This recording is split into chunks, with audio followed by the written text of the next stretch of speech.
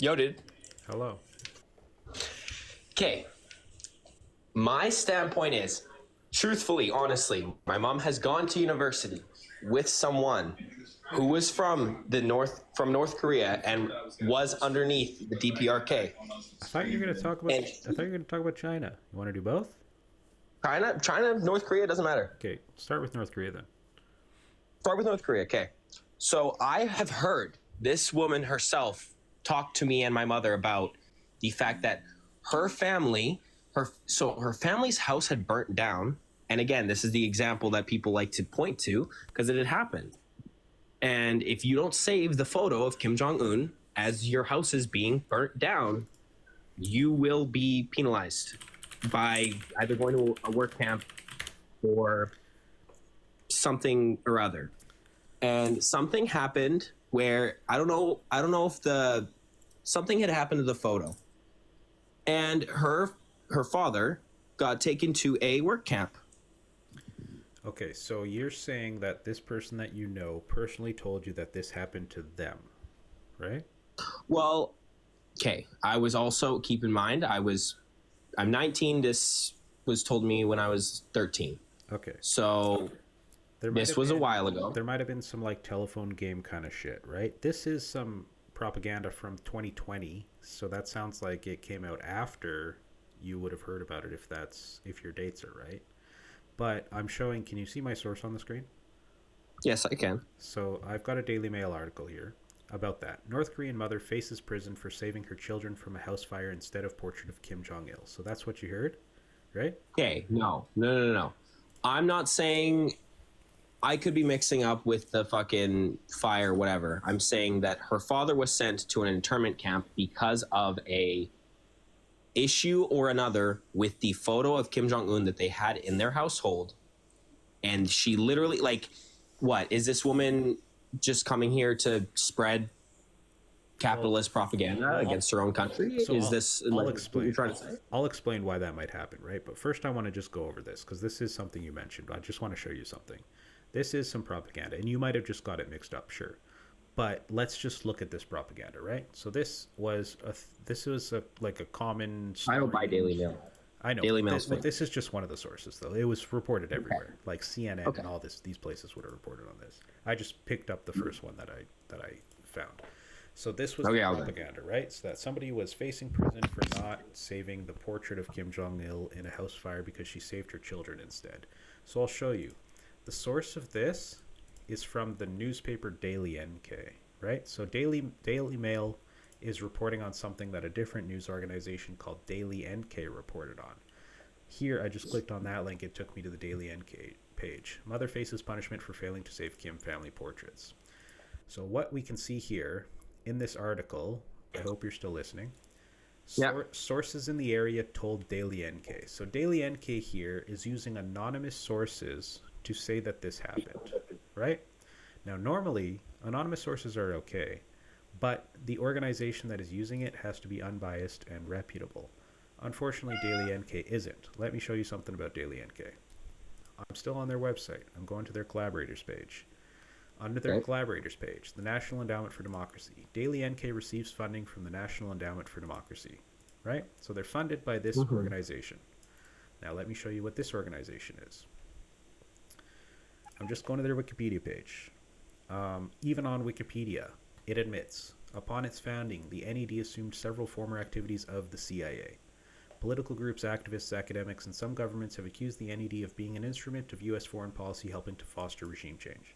So Daily NK is funded by a regime change organization of the U.S. government, which we call a CIA cutout. It's something essentially the CIA created to have like a different kind of source for their propaganda. And we can even look at the things that the founders of the National Endowment for Democracy said to prove this, right? And these are quotes. This is on Wikipedia, but I have verified the primary sources of these. They're news articles from like back in the 90s, or 86 for this one. In 1986, the NED's president, Carl Gershman, he was the president at the time. He's also one of the founders. He said the NED was created because it would be terrible for democratic groups around the world to be seen as subsidized by the CIA. The other founder was Alan Weinstein, and in 1991 he said a lot of what we do today was done covertly 25 years ago by the CIA.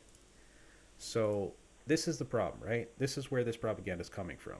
It's Daily NK, funded by essentially the CIA, and they are using anonymous sources to say that this happened. Yes, and I'm okay. So my main issue. Just before we move on, do you agree that this article, this report, is probably false? Do you agree with me on that? Yes, I could buy that. I could. Okay. But an issue that you run into then is then therefore any pro North Korean sources you wanted to cite me, I could then go turn around and say, oh, well, it's funded by this, and it's funded by this, and it's funded by this to push this agenda, because any news source, my sources aren't like my sources aren't funded by the DPRK. The sources that I use, if you want to look like after this live, you can look at my pinned video. I got a bunch of resources. Most of what I cite is American scholars. They're not connected to any government. Okay.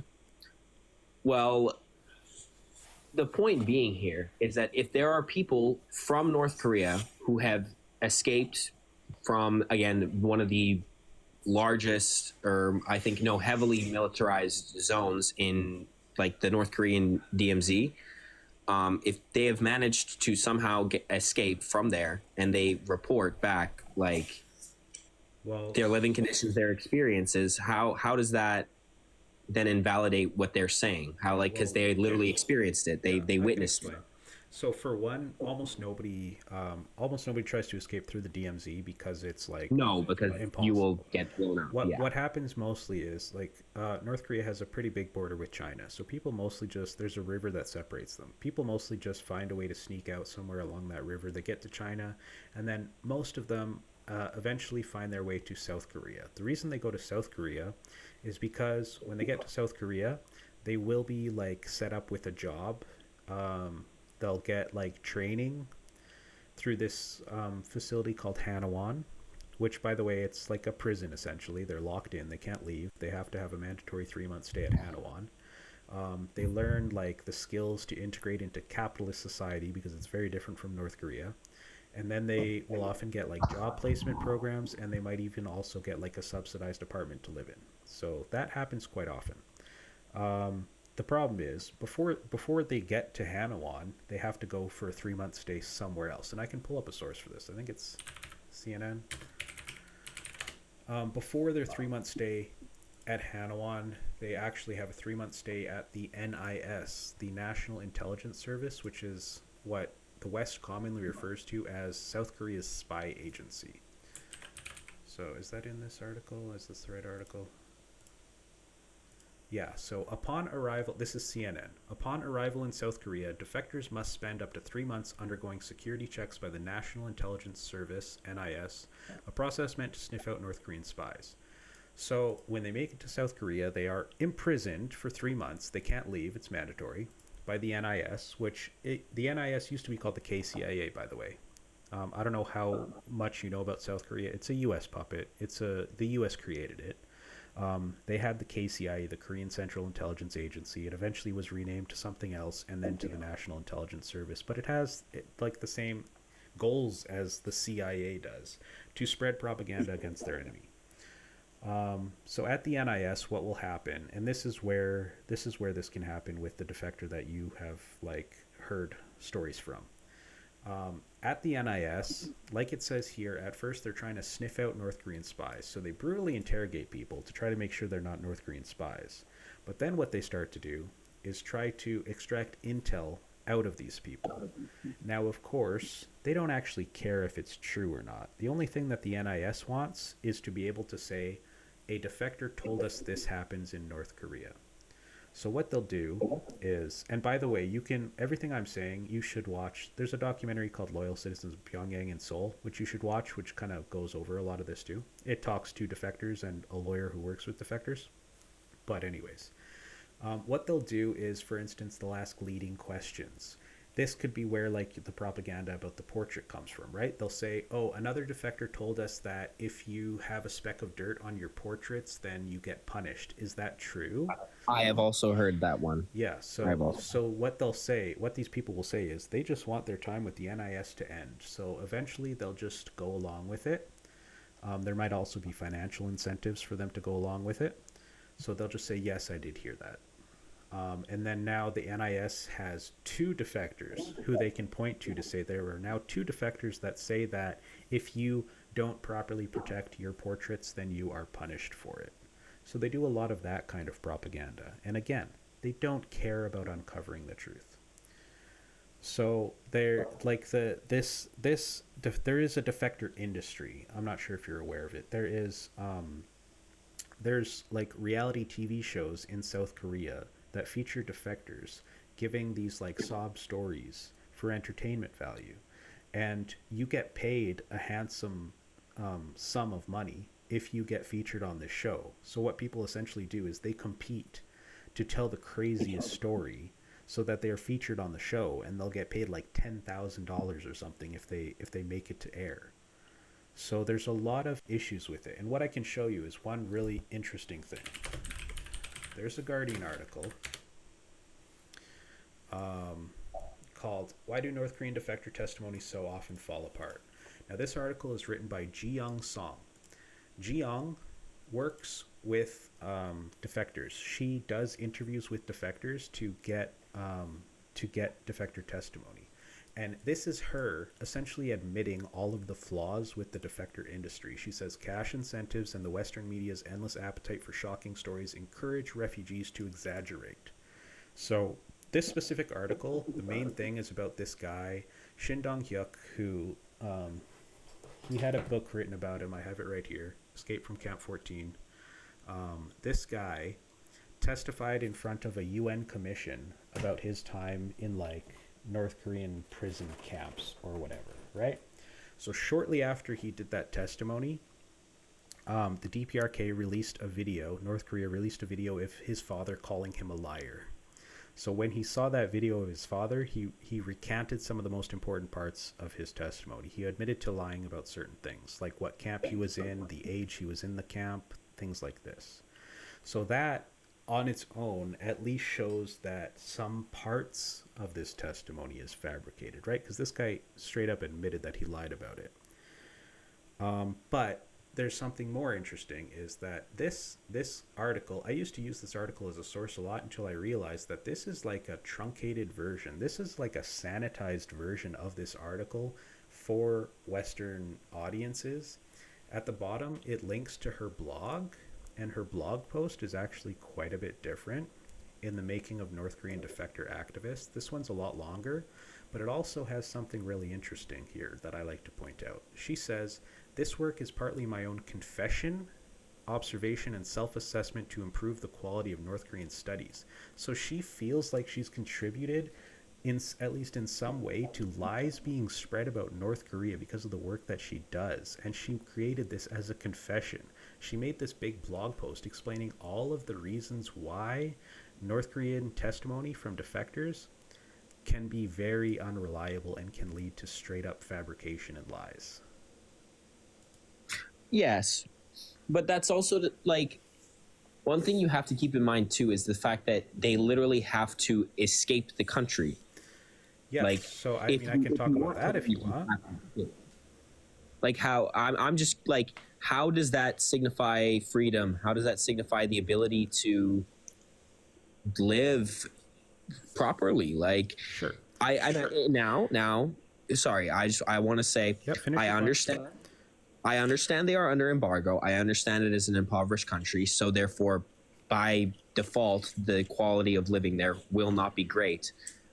But if the government there is in constant denial of the quality of life being not great inherently and preventing its citizens from leaving, that is problematic. Okay, so I mean, that you're right. That is one reason why people would want to leave, because they may be suffering due to the international sanctions regime. I disagree that they're lying to their people about it. You can even see in DPRK state media, they'll admit that they have issues and hardships, of course, and they'll rightfully blame them on the sanctions. They'll blame America and the UN for doing it.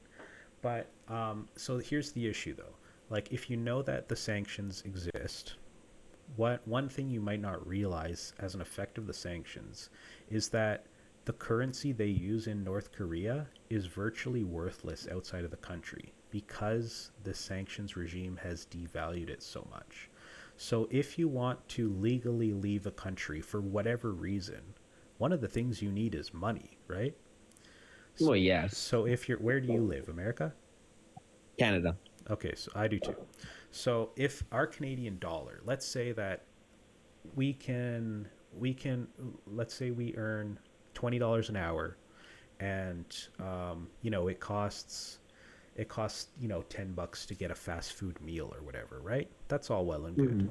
Imagine if when you left, crossed the border to America, all of a sudden, I know our currency is worth less there, but imagine if it was worth like 1/10 of what it was. Imagine if your $20 Canadian gave you $1 American, and things in America, it still cost, $7 for a meal there.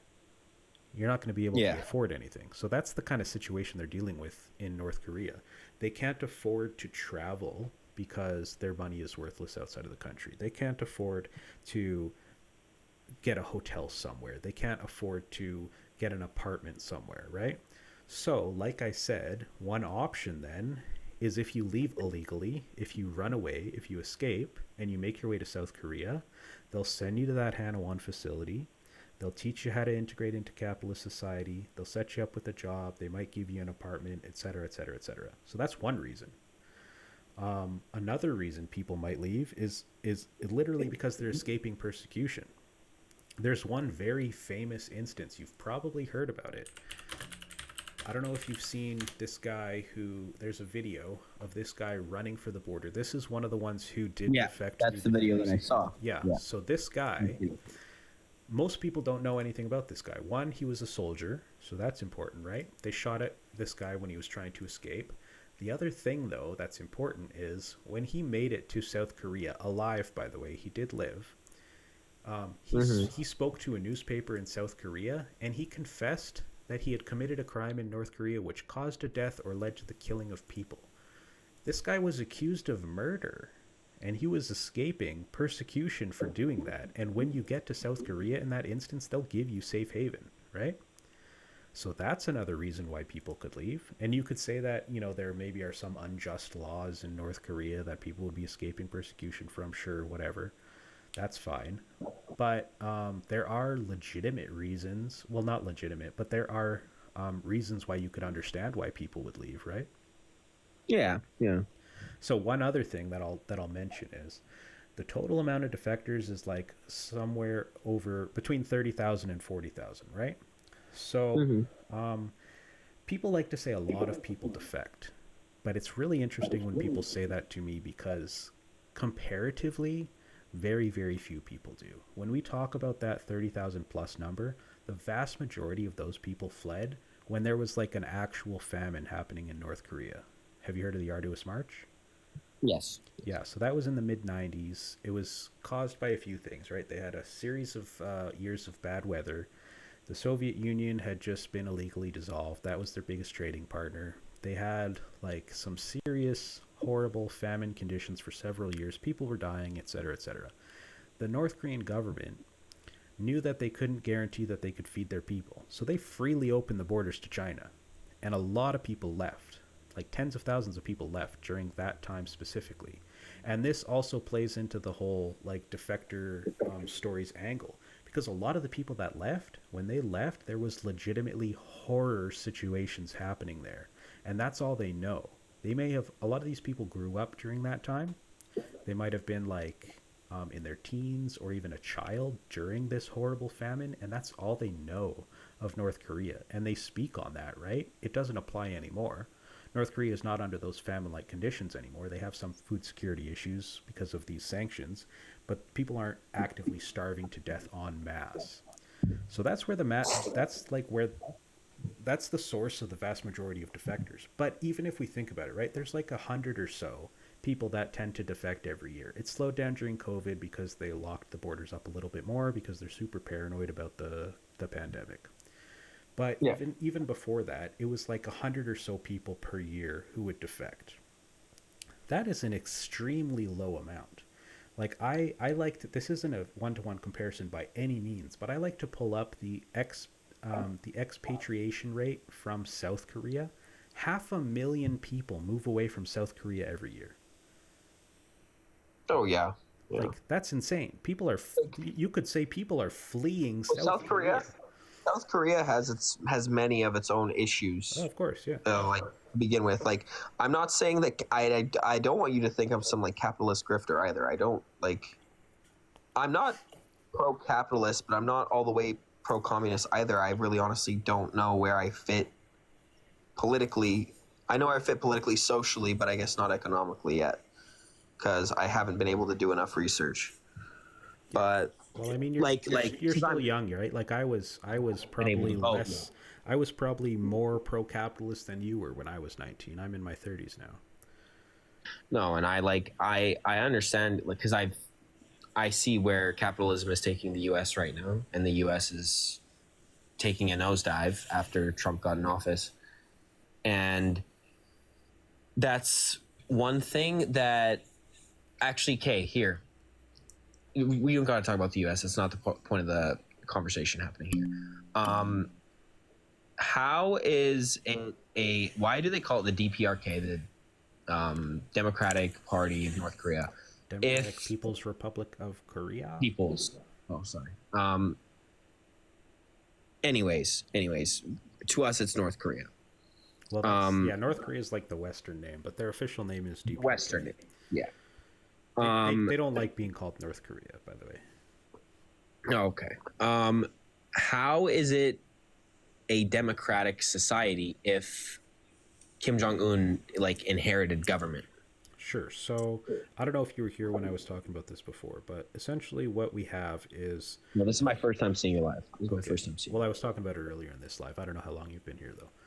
But so what Kim Jong-un inherited is the title Supreme Leader.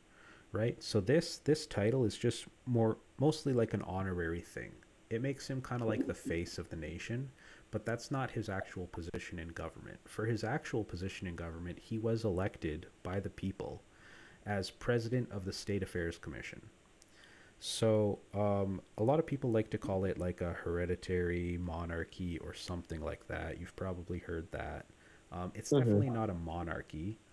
There is, you could say perhaps that there is some nepotism at play, but whatever. A lot of countries do that. Our country right now is run by the son of a nepo baby. Yeah, the son of a former leader. So a lot of countries do that. The U.S. does that. Everybody does that.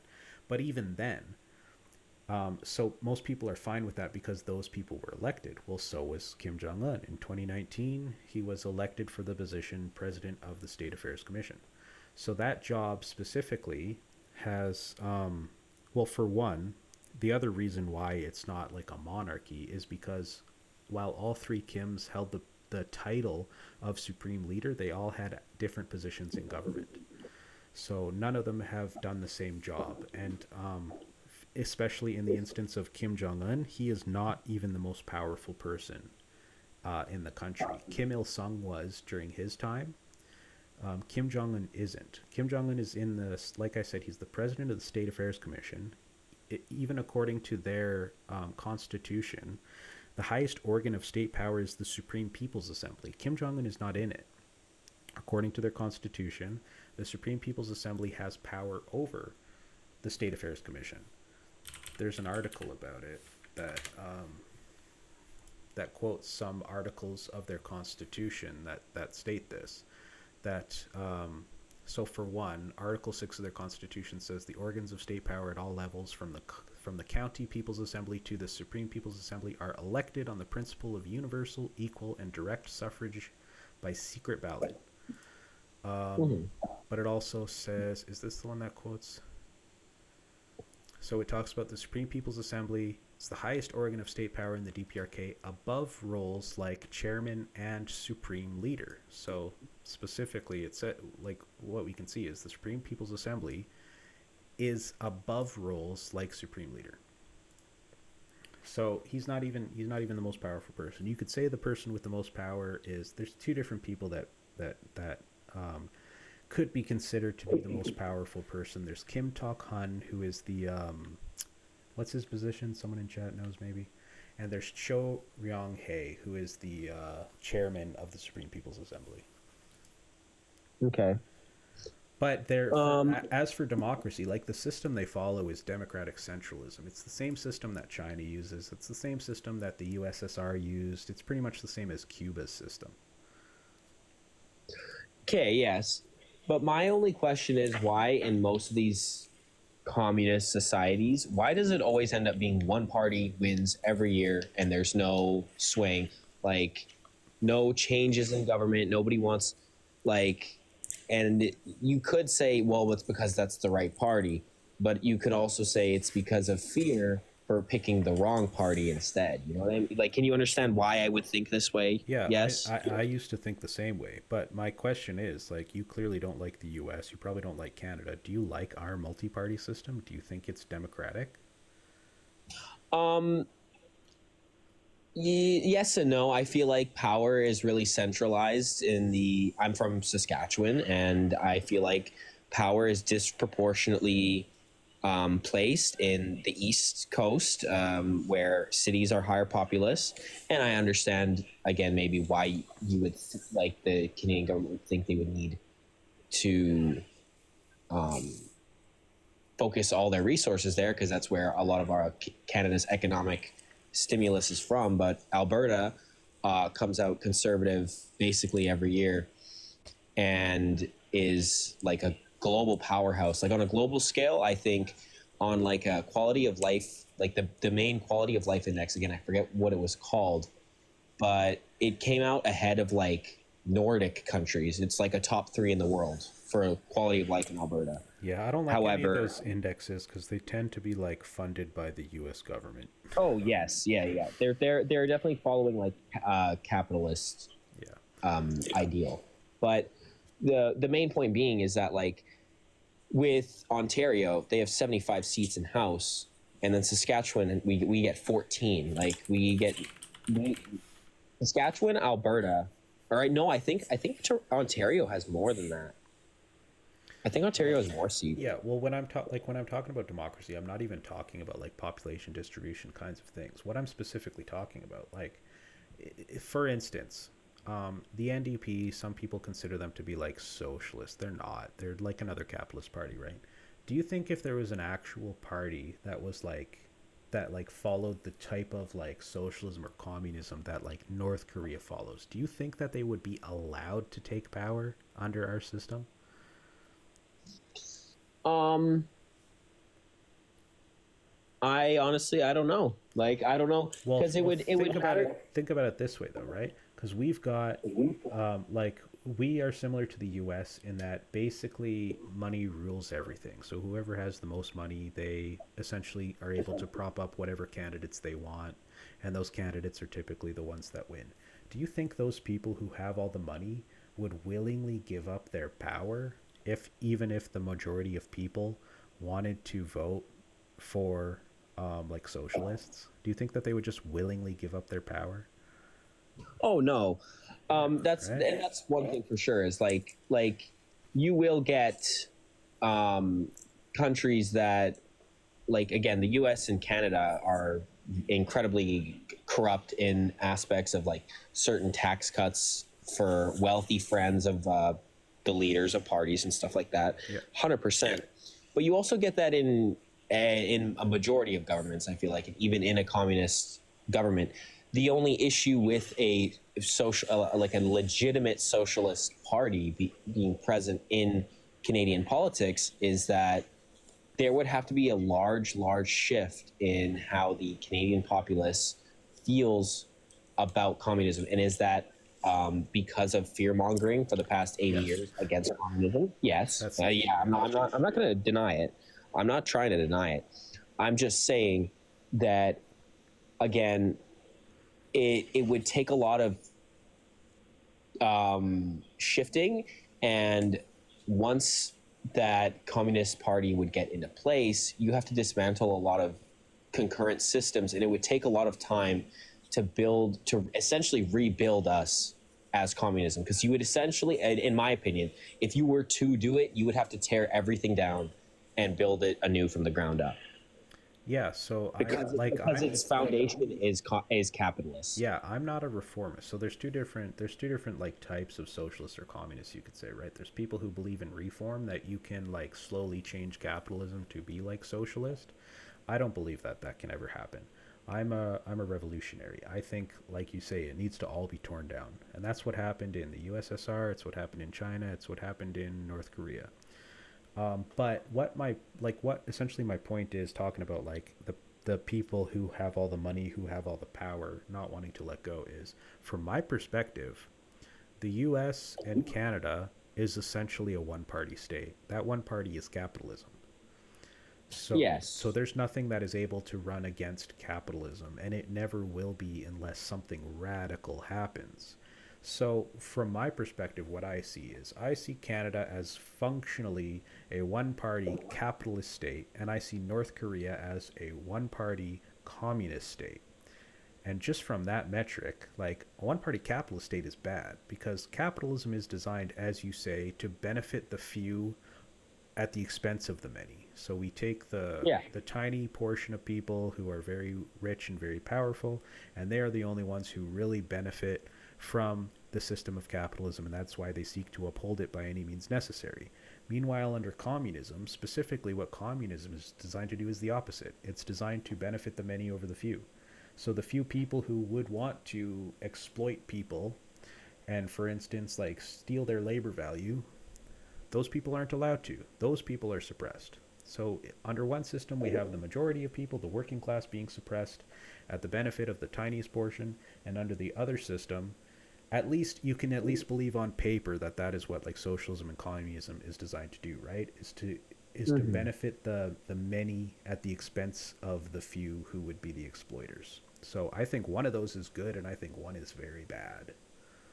So my question to you is, again, like, on a large scale, and even in when the USSR was a thing, regardless of the fact that, um, again, you say it was thriving, um, on that large of a scale, communism, like 10 times, 9 times out of 10, is going to face some form of corruption and some form of greed. And then eventually, like, yes, the issue there is probably that the main figurehead that is chosen doesn't even believe in the cause at heart in the first place, and is willing to, again, become part of that few that benefit from the many.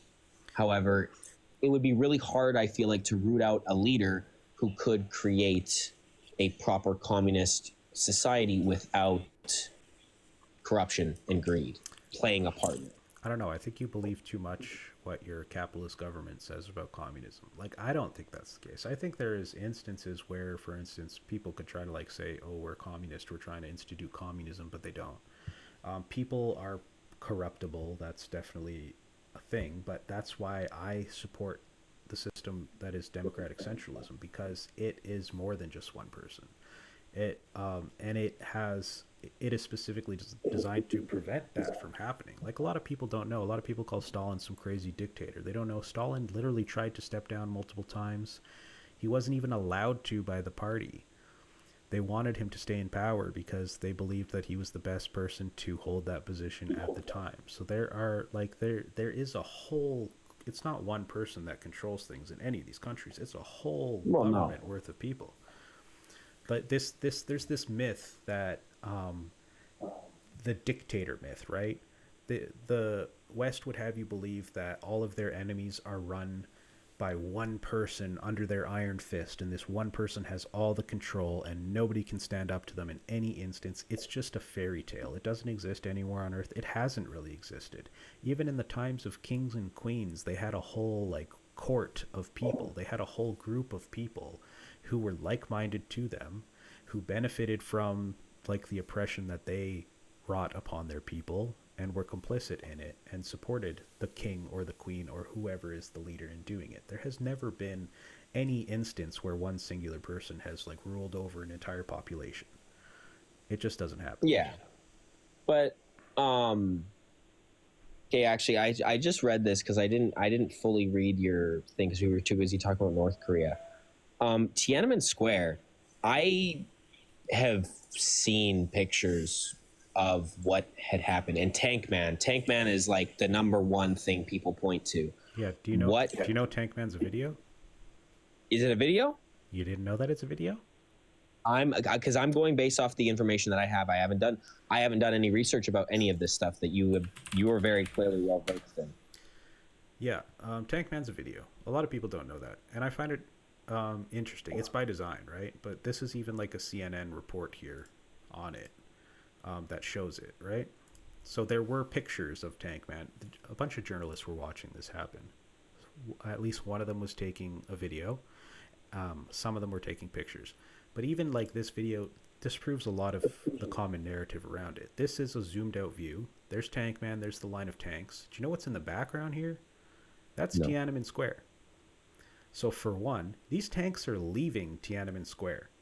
And Tank Man is stopping them from leaving the square. This was, by the way, June 5th. So this was the day after the supposed massacre happened. And this is Tank Man, who doesn't want the tanks to leave the square for whatever reason. He gets in their way. Now, I suspect that Tank Man was not on the side of the protesters. He was tired of them occupying the square because they had been there for almost 2 months at that point. They were littering trash everywhere. I think he wanted the tanks to stay there and make sure that the protesters didn't come back. That's just my speculation. But, I mean, we can keep watching this and you can see exactly what happened here. Because a lot of people are like, you know, in the West, you see the picture and you're like, oh, what happened to Tank Man? Did he get run over? And don't get me wrong. Squished? Like, don't get me... No, I knew he didn't get ran over. Like, I know the whole story behind it because I've just seen the photo in a book once. Yeah. And so my main issue is the fact that no matter what you do, no matter where you go, information, I personally feel, is very, very hard to be both unbiased and completely truthful. So... For example, we could, like, you or I, unless we, and again, I know earlier on I had just told you, well, why don't you just move there? Because I was just kind of like, again, I was dumbfounded. I've never seen a person try and defend North Korea. That's not the first I showed. You're the 75th or 76th person to say that. Just on these lives. But do you see Tank Man? He jumps on the tank. Oh shit! No way. That's actually that's interesting. On the tank. He's trying to like talk to the people inside it. They're just letting him do it. But I just want to show you what happened. He jumps around on the tank for a bit. I'm just skipping ahead here. He's trying to get in it or something.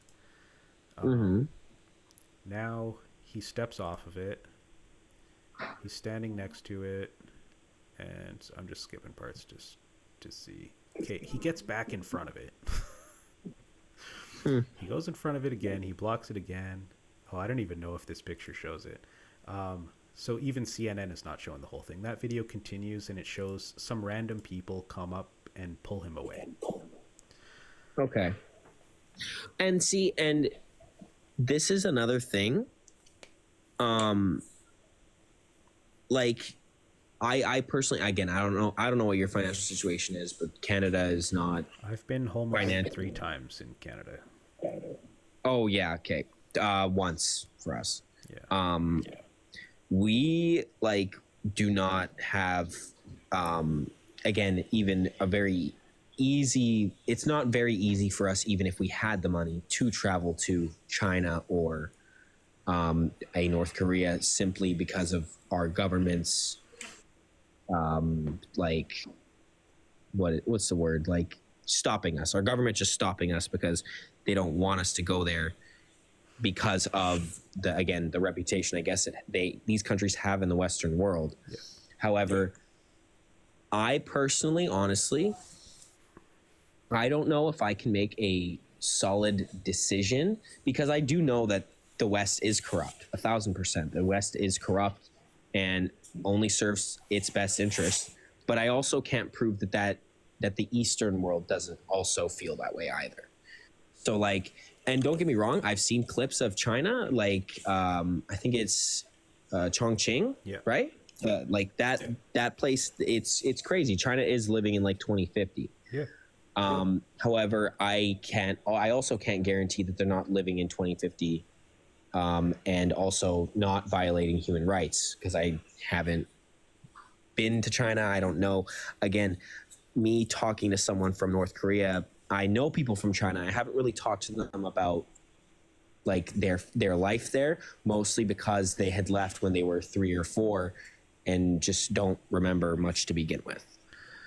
Yeah, So I get what you mean, but even that, even if you travel to China, it's not like you're gonna be, if there was like some horrific atrocities there, it's not like you would even be like able to easily find them yourself, right? true. And what I No. like to say is that there, so it's like when we talk about propaganda, for instance, yeah, China, if there are bad things in China, I doubt they're just going to be like promoting it widely on the No. internet, No. obviously. But it's the same way, like when I say, whenever you look up like Los Angeles, for instance, they're not going to show you Skid Row. If it's like some No. like travel agency, they're going to show you like the nice parts of wherever it is. And that happens everywhere in the world. And there are definitely some places in China where there could be like some issues, of course, outside of like the major cities and things. And rural areas there can be some like inequality and things like that. Obviously, China is not a perfect utopia. North Korea is not a utopia. A lot of people accuse me and other supporters of these countries of believing they're utopias. No, they got issues, of course. But what I think you're alluding to is like the Xinjiang thing, the Uyghur thing, right? Yeah, like I don't know. I seems like, again, testimony from Uyghurs themselves seems to lead to me believing, and being, again, maybe biased to believing that this is a thing that is occurring. Yeah. Do you know like what kind of testimony have you heard? Do you know like the name of anybody that you've heard testimony from? No, it was I think it was like a CNN video, or like it was a news outlet, a Western media made a video about it, Yeah. like, So, and it was like, well, let me give you one example because there's a lot of the same types of people that they like to feature with these kinds of in Western media. One of the people who I've seen featured in a lot of different um, organizations like CNN is Rushan Abbas, for instance. So I've seen Rushan featured in a lot of different bits of propaganda about this situation. And she'll tell you a story about how she hasn't heard from her sister in however many years. She thinks her sister is like locked up in some concentration camp or whatever. The problem is, like, Rushan Abbas herself worked in Guantanamo Bay. So she's a fed. oh shit. She did translation services for the 22 Uyghurs that the U.S. detained in Gitmo and likely tortured. Let's be real. So this, for one, this proves a few things that the U.S. knows that some Uyghur people are radicalized extremists, and they imprison some of them. I'm not saying whether or not that's valid, but not only did Rushan work in Guantanamo Bay, but she also worked. Where's this part?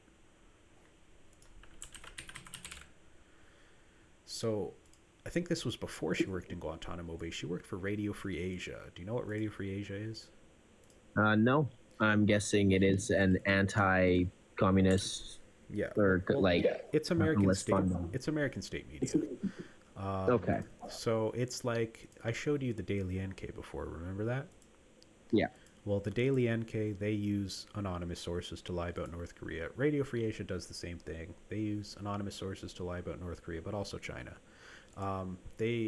They were originally started. The reason it's Radio Free Asia is because they got their start during the Cold War. They were started literally by the CIA, and they were created specifically to beam radio signals into like China and North Korea to spread anti-communist propaganda.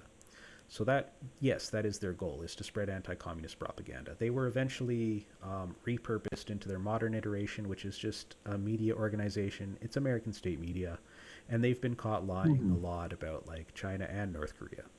So she worked for them as a reporter. But not only that, she also started this organization called the Campaign for Uyghurs. And with this, The Campaign for Uyghurs is an Uyghur advocacy organization that spreads, I call it propaganda, but it's funded by the National Endowment for Democracy. I don't know if it says that on this page. Does it say that on this Wikipedia page? Okay, so, well, it admits it in the references here. National Endowment for Democracy. Remember I showed you the NED is a CIA cutout. Yes. So a lot of this stuff is very circular, by the way. But yeah, so this is like, I think I've seen a CNN report that featured testimony from Rushan Abbas, and she's just straight up a Fed. She's a propagandist. There's many other examples of that. And also what I like to point to in regards to testimony, for me personally, what my kind of requirement for accepting testimony in these kinds of like instances when it's used for like geopolitics, I just like to operate similarly to how a court of law would, right? There are very specific requirements that you need to be able to use testimony in court. It has to be done under oath. So if you're testifying in court, you put your hand on the Bible and you swear that you don't lie. And if you do lie, you can get punished, right? That never happens for this kind of testimony. This Uyghur testimony, never done under oath. Never subject to cross-examination, another requirement in court. In court, when you put somebody on the stand, they're questioned by both the prosecution and the defense, right? And the reason that happens is because you have to have an opposition trying to poke holes in the story to try to figure out if the story actually makes sense. This testimony, never subject to cross-examination. And it's also typically done behind closed doors. It's not even like an open thing. Like, you can never really see transcripts with that actually shows what the interviewers were asking these people who are giving testimony.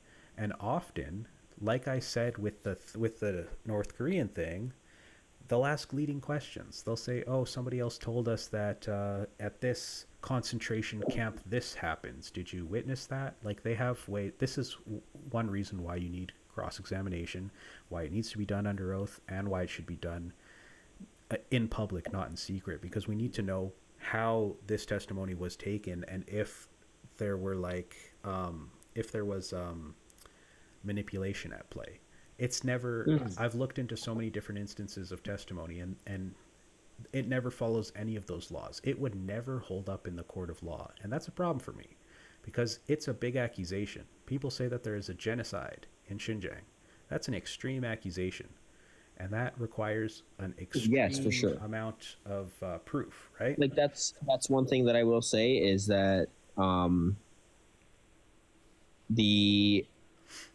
and again, like, it's almost like I'm honestly not even debating. I'm just having a conversation with you. Like, sure. I'm debating myself in my brain, because on one hand, I'm like, well, then you could just go, like, if you look at Gaza, it's incredibly documented what is occurring in Gaza, at least in my opinion. Yes. That is a genocide.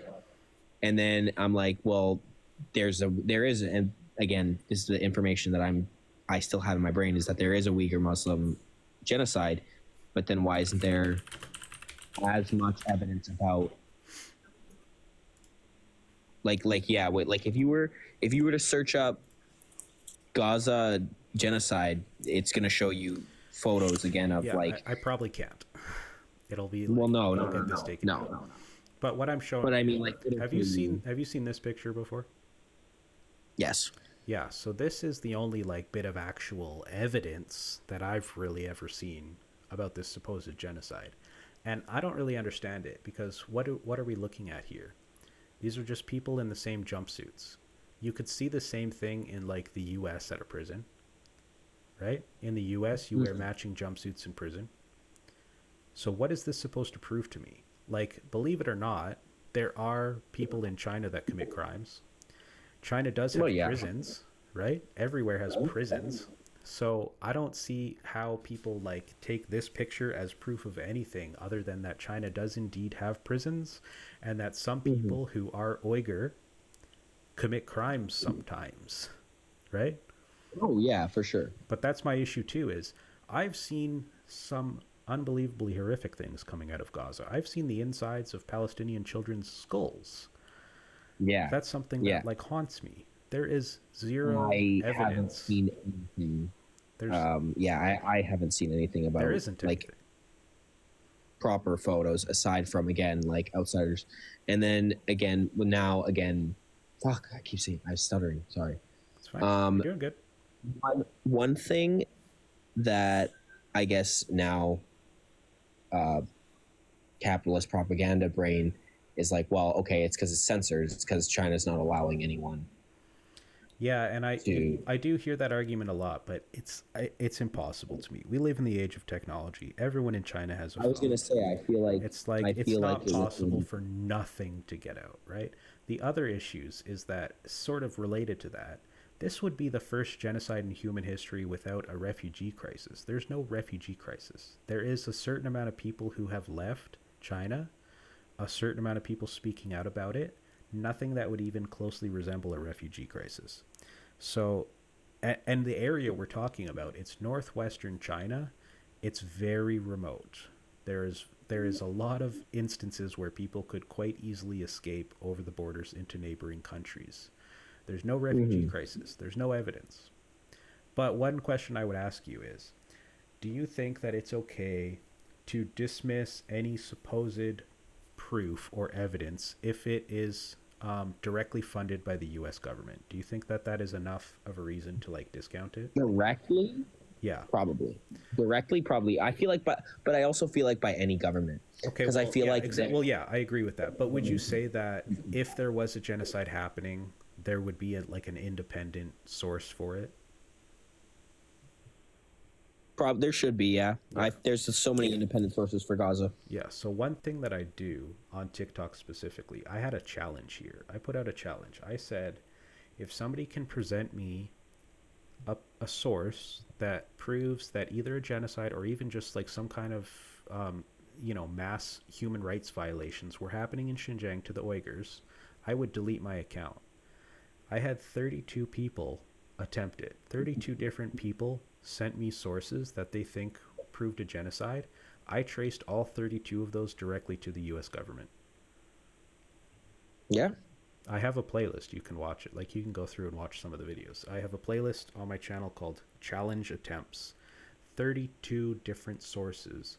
I went through and I traced them directly to the U.S. government. I put up a Substack article.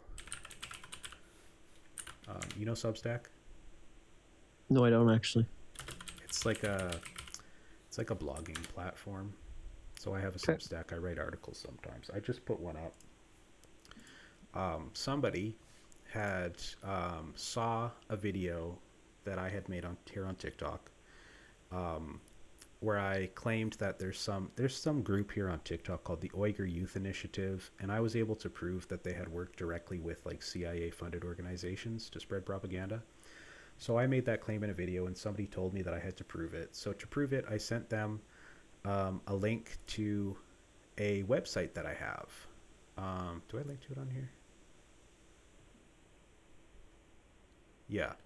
So I have this website called whatifithappenedtoyou.com. I'm going off on a bit of a tangent here, but it makes sense. I promise. So this website is why I know that this organization, the Uyghur Youth Initiative, is connected to the CIA. Oh, it's being very slow today. I don't know why. It's very cheap hosting. I'm cheap. I did not pay very much to set this website up. But they had this project that they did like over a year ago. They admitted on their version of this website, when it existed, that they created this website with help from the Victims of Communism Memorial Foundation, which is part of the U.S. government. I'm sure from the name of it, you can guess what they exist to do: spread propaganda about communism. But also the Campaign for Uyghurs, which is the one I just showed you. Rushan Abbas, the Gitmo lady, she runs it. So this organization was paid by those two organizations to do this project called What If It Happened to You. They took these mirrors and they put a QR code on them. And when you scan the QR code, it would take you to this website that would give some propaganda about the situation. So they let their domain expire. And I realized that. because I saw these mirrors in one of their videos, and I tried to scan the QR code, and it went to like a domain has expired thing. So I bought up the domain from under them, and I created this little website, which is just like talking about that organization specifically and their ties to the government, and some of the things I've told you about Campaign for Uyghurs, National Endowment for Democracy. But I also have this section, so what's really happening in Xinjiang, where I go and kind of explain what is most likely the situation in Xinjiang, which I don't need to get too much into, but I had sent this to somebody on my TikTok, and they sent me a whole ass Google Doc in response to that, trying to refute it, right? So this is what I got just randomly in the comments of one of my videos. So this person was showing my claim here and then their response to it, and they were giving some of their own sources. So this is a source to the UN, this is a Forbes report, they gave me a Genocide Watch report, they gave me a CNN report, Human Rights Watch, they gave me a bunch of different sources. So I went through, I made a YouTube video about it. It's long, you don't have to watch it, you don't even have to read this, I'll just tell you what it is. But I made this whole article going through their sources one by one and tracing every single one straight to the CIA. Every single one of the sources they provided was directly connected to the CIA in some way. Like, so it's funded by the U.S. government specifically. Funded by an org. Yeah. So it's like funded by an org, like the National Endowment for Democracy, or from the Victims of Communism Memorial Foundation, which is part of the U.S. government. Every little bit of it comes straight from the U.S. government. Like, let me just find one. What's a good example from this? Okay, yeah. So this is one of the, in this Google Doc, this person cited they directly cited the Australian Strategic Policy Institute, the ASPI, right? So they said that a report from the ASPI proved that that China is using Uyghurs as forced labor, and they're sending them from concentration camps to factories and forcing them to work, right? Their source is the ASPI. So in here, I went to the ASPI.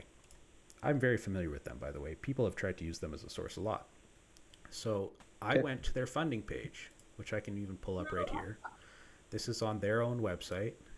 They have their, they list their funding in a nice little PDF, and it shows their overseas government agencies funding, and it shows all the stuff that the U.S. Department of State funds. So this is millions of dollars per year. And I love to bring this up because one of the projects is a disinformation and social media project that the U.S. State Department is funding for $500,000. So, and funnily enough, that's just some irony to me. This isn't the U.S. government admitting that they are giving money to this organization specifically to spread disinformation. They're supposedly countering disinformation, but that in and of itself is disinformation because, as I say in this article, if you go and look into I found the website they created with that money that the U.S. government gave them, and what they essentially do is they just search through Twitter to try to find disinformation operations done by state actors. So they present a list of all the ones that they supposedly uncovered disinformation campaigns from. And I looked at this list, and I saw something conveniently missing. The United States government, right? It's got Cuba on there.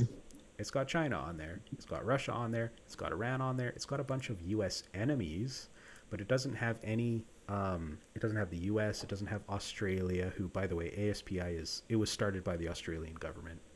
It doesn't have any of the governments that fund them on this. And and that's one thing. Like, testimony will vary from person to person. Like, I have friends who are, because again, Canadian immigration has been a massive thing in the past 5 years, especially. I have a friend from Iran, and I have one that I attended my high school with, and I have one that I attended I work with right now. The one from my work was forced Muslim by the Iranian government. I don't know if I said Iraq at any point in there, but I meant to say Iran if I did. I think you said Iran. So, and then the other one, who is still a devout Muslim, like says like, yeah, I grew up in a like war zone, but it was just because of other factors other than my government. Yeah. So it's it varies from person to person, and it is like, I feel like biases play a big role into it. And then, well, and with this situation too, there are plenty of Uyghurs who say that there's nothing wrong happening. They say that they see, and I was going to say, you probably could find, you could probably find Uyghurs that say the opposite. Well, you know about Red Note, right?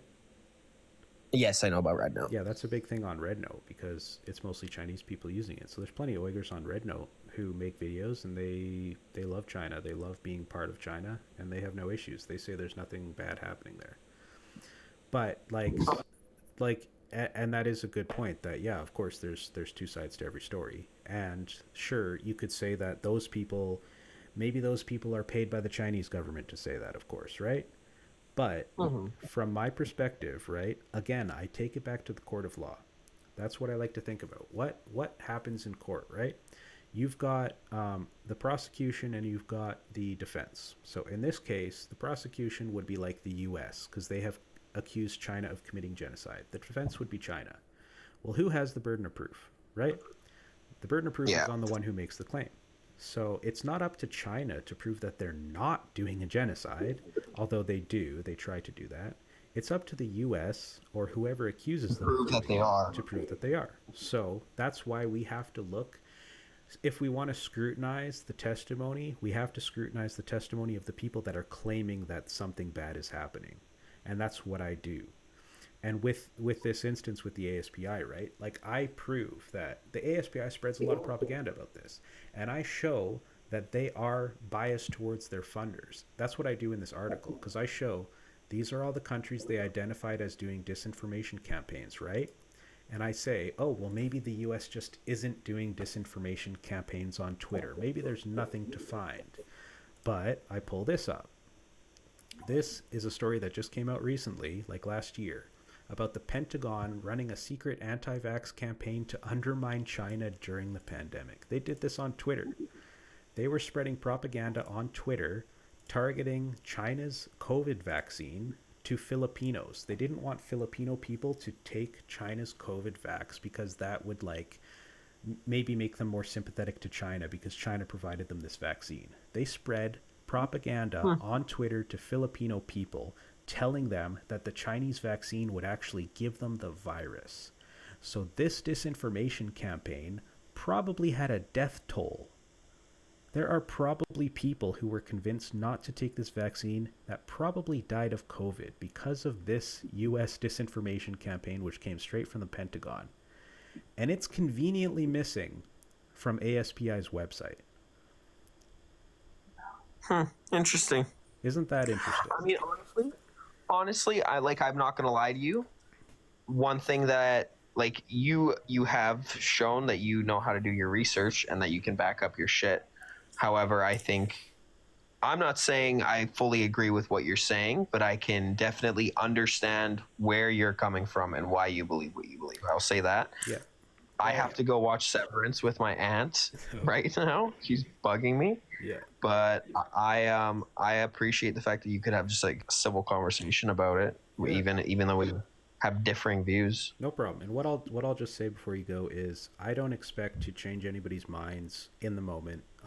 I want to plant a seed. I want to plant a little kernel. I think follow me. Watch some of my videos debunking this stuff. I show all my sources and I show how I trace things to the U.S. government. I say, look at my stuff, and when you see some report about this, look into it yourself. See if you can trace it to the U.S. government. You know? Okay. All right. Bye, dude. Yep. Nice talking to you. Bye-bye.